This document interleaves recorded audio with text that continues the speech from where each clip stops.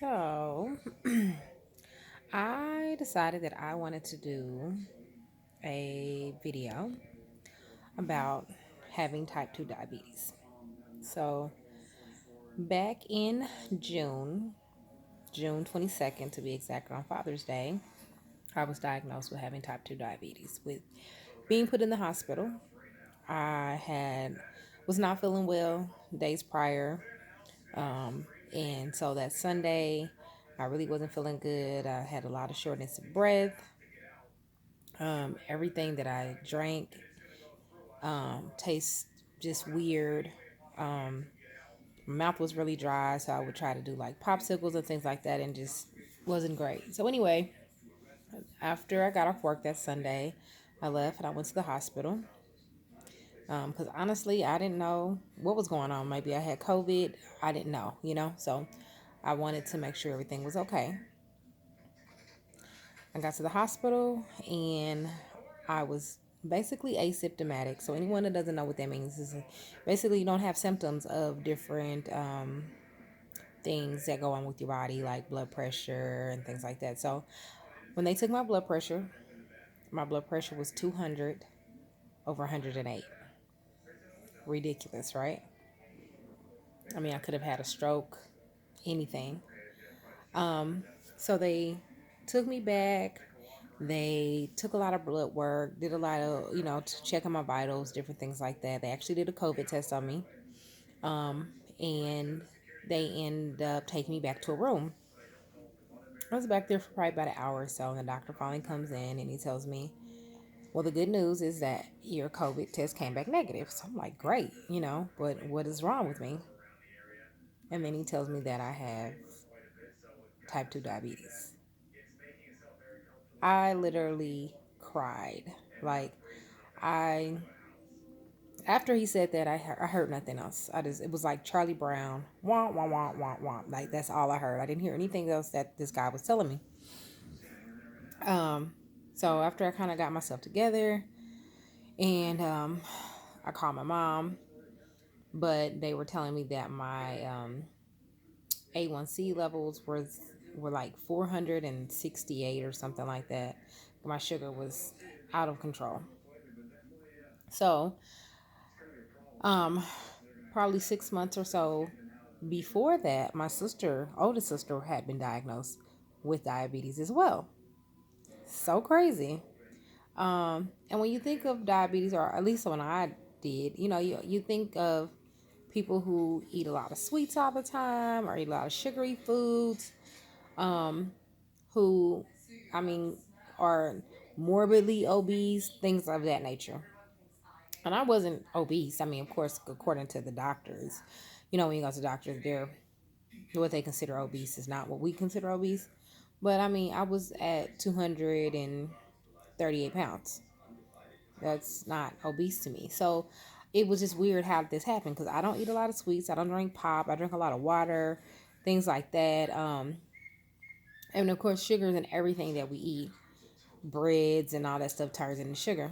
But still, I don't eat a lot of those things. So I'm like, how did this happen to me? And of course, all this I believe happened just over the whole pandemic. I had not been working at my regular job, so the job that I was working was more relaxed, laid back. I didn't do a lot of physical things, so I think just my body just got out of its routine, out of whack, and that's just kind of how it happened. But I wasn't claiming it. I'm not claiming this diagnosis. So at the hospital, of course, they do everything for you, as far as with your shots, and because I had to take insulin shots, so that was scary to me.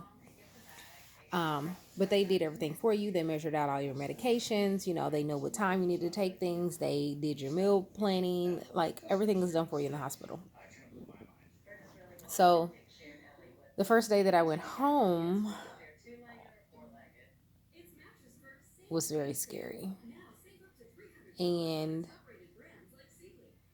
no one knows really what you're dealing with or what you're feeling or what you're going through when you get this type of news. You have all the support in the world, and I had, man, amazing support from family, from friends, friends on Facebook, just people that surround me every day. I had the greatest support system, but again, no one really understood what I was dealing with or what I was going through.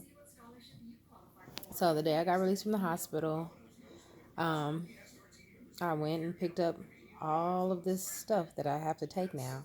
So they had me on like three different pill medications, two different insulins. I had to get like a machine to be able to take my blood sugar. I had to get needles to replace, the needles that I needed to use to do my insulin shots. So even with health insurance, okay, are you sitting down? Even with health insurance, it costs me almost $400, $450 for everything that I needed. The insulin alone was like $70, and that was just for one pen. Okay, and this is a medication that I had to take at the time 3 times a day. I needed to take it with breakfast, lunch, and dinner. So just that alone was stressful. But like I said, when you're in hospital, they do everything for you. Well, at home, you have to figure this all out yourself. Yeah, they educate you and try to tell you stuff, but when you're taking all that in at such a fast pace with such little time, you hear what they're saying, but you don't retain it all. So, good thing I had a big sister. Like I said, I could call her, but again, I was still here doing this by myself. First, I want to tell anybody that is newly diagnosed with type 2 diabetes, you can change it, you can reverse it, you can get better, you can get healthier. It doesn't have to be a death sentence for you, because that was my thought process. I was scared to eat a lot of things because I'm like, oh my God, is it going to kill me? But you can change. You can change it. Um, so I did kind of change my eating habits. I mean, not a whole lot, because I didn't really have bad eating habits. And that was the thing that irritated me the most whenever I would go to my doctor. You know, oh, we need to change how you eat, or you need to do this and you need to do that. And I'm like, honestly, I don't eat bad. I eat a lot of vegetables, a lot of fruit, which some fruits have a lot of sugar in them. I don't eat a lot of bread. I don't eat a lot of pasta. I don't drink a bunch of pop. All these things that, quote unquote, you shouldn't eat.